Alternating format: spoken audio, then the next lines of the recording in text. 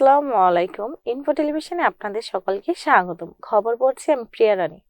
দিগন্ত মাঠ জুড়ে পাকা ধানের সমারোহ, কৃষকদের মুখে ফুটছে আনন্দের হাসি।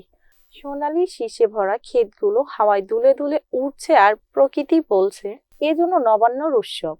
আগস্ট মাসে ফেনী, নোয়াখালী এবং লক্ষ্মীপুরে ভয়াবহ বন্যার কারণে কৃষিখাত মারাত্মক ক্ষতির মুখে পড়ে। লক্ষ্মীপুর রায়পুর উপজেলা আমন ধানের চারা টানা 15 দিন পানির নিচে ডুবেছিল, যা কৃষকদের হতাশায় ডুবিয়ে দেয়। কিন্তু বন্যার পানি নেমে যাওয়ার পর উর্বর জমিতে আমন ধানের বাম্পার ফলন কৃষকদের মধ্যে নতুন করে আশার সঞ্চার করেছে। রায়পুর উপজেলা এবার 12,890 হেক্টর জমিতে আমন ধানের আবাদ হয়েছে।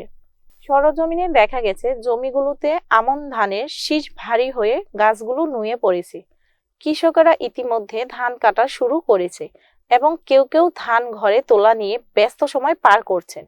কৃষকেরা জানিয়েছেন এবার আমন ধানের রোগবালাই অনেক কম ছিল, এর ফলে উৎপাদন আশার চেয়েও বেশি হয়েছে। তারা জানিয়েছেন এসব নকল কীটনাশক ব্যবহারের ফলে অনেক কৃষকেরা ক্ষতিগ্রস্ত হচ্ছেন। প্রশাসনের পক্ষ থেকে তদারকি না থাকার তারা হতাশা প্রকাশ করেছেন। ধান কাটার পর জমিতে বোরো ধান চাষের পাশাপাশি আলু, সরিষা এবং অন্যান্য রবি শস্য উৎপাদনের সম্ভাবনা রয়েছে, যা কৃষকদের জন্য বোনাস ফসল হিসেবে কাজ করবে। এতক্ষণ দেখছিলেন লক্ষ্মীপুরের রায়পুর থেকে শাহজালাল দেওয়ানের পাঠানো তথ্যচিত্র ও ডেস্ক রিপোর্ট। এতক্ষণ ইনফো টেলিভিশনের সাথে থাকার জন্য ধন্যবাদ।